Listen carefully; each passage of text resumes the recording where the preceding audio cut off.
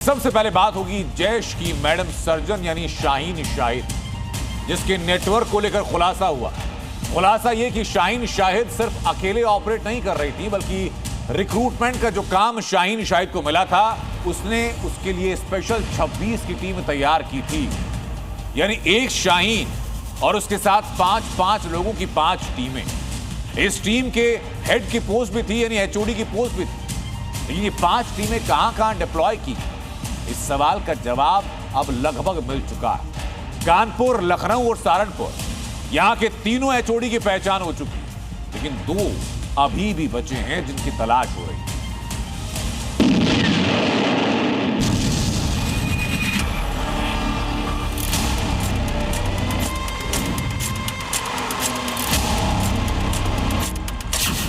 Madam surgeon के नाम से मशहूर आतंकी डॉक्टर शाहीन शाहिद, यानी व्हाइट कॉलर टेरर मॉड्यूल का सबसे खतरनाक और खौफनाक चेहरा,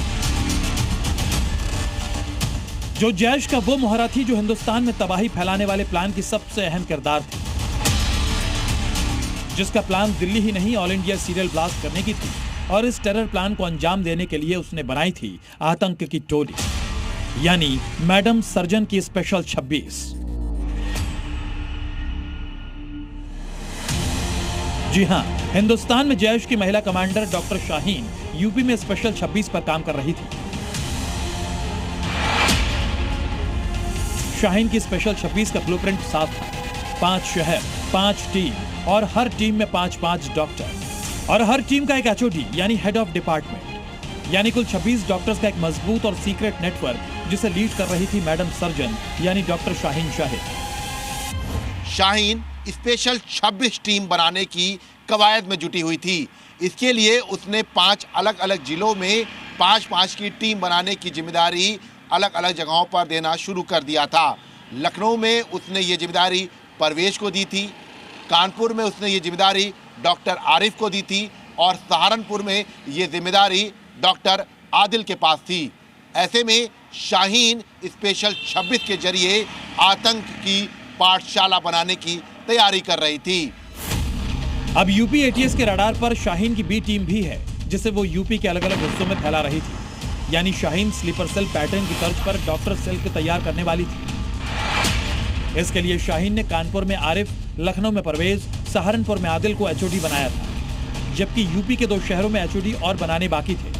जांच एजेंसीज इन 2 शहरों के नाम पता करने में जुट गई है। हर टीम के एचओडी को ही शाहीन से संपर्क रखने का प्लान था। शाहीन टीम के दूसरे 4 मेंबर से संपर्क नहीं रखती थी, ना ही दूसरे टीम के मेंबर्स एक दूसरे का नाम जान पाते या मिल पाते, ताकि अगर कोई टीम जांच एजेंसीज के रडार पर आती तो दूसरी टीम सेफ रहती। शाहीन के मंसूबे इतने खतरनाक थे कि उसने बकायदा हर टीम में एक एचओडी नियुक्त किया था, जिनसे वो सीधे संपर्क करती थी। बाकी अन्य टीम मेंबर्स एक दूसरे से संपर्क ना कर सकें, इसको लेकर भी शाहीन ने पूरी अपनी कवायद की थी। चूंकि स्लीपर सेल्स का यही पैटर्न रहा है और यही वजह है कि डॉक्टर शेल के तौर पर यह पूरा पैटर्न अपनाया जा रहा था। इस बीच आतंकी शाहीन को मिल रही फंडिंग की भी जांच जारी है। सुरक्षा एजेंसीज पकड़े गए आतंकियों के बैंक खातों की गहराई से पड़ताल कर रही है। इस दौरान एक बड़ा खुलासा हुआ है।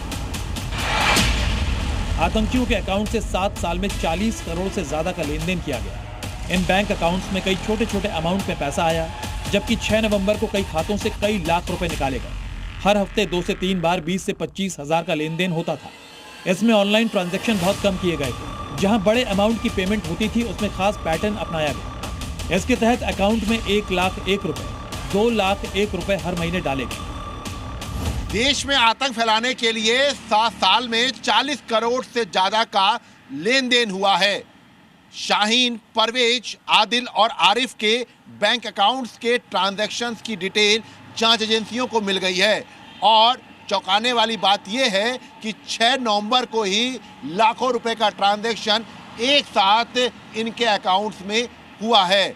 ऐसे में पिछले 7 साल से लगातार ये डॉक्टर आतंकी मॉड्यूल एक्टिव था और 40 करोड़ से ज्यादा का लेन देन इनके खातों में हुआ है। लेकिन इससे पहले कि मैडम सर्जन की स्पेशल 26 टीम अपने आतंकी मंसूबों में कामयाब हो पाती, उसकी टेरर टीम के मेंबर एक एक कर जांच एजेंसीज के शिकंजे में फंसते गए। और अब उन दो शहरों की जांच शुरू हो गई है जहां शाहीन ने अपना टेरर कमांड सेंटर खड़ा किया था। लखनऊ से विशाल रघुवंशी के साथ bureau report, Zee media.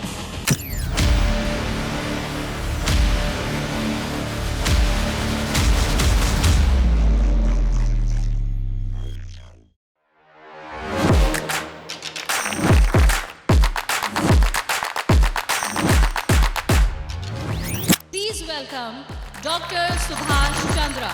And habit can be micro, macro, 66 times if you repeat the same thing, it becomes your habit.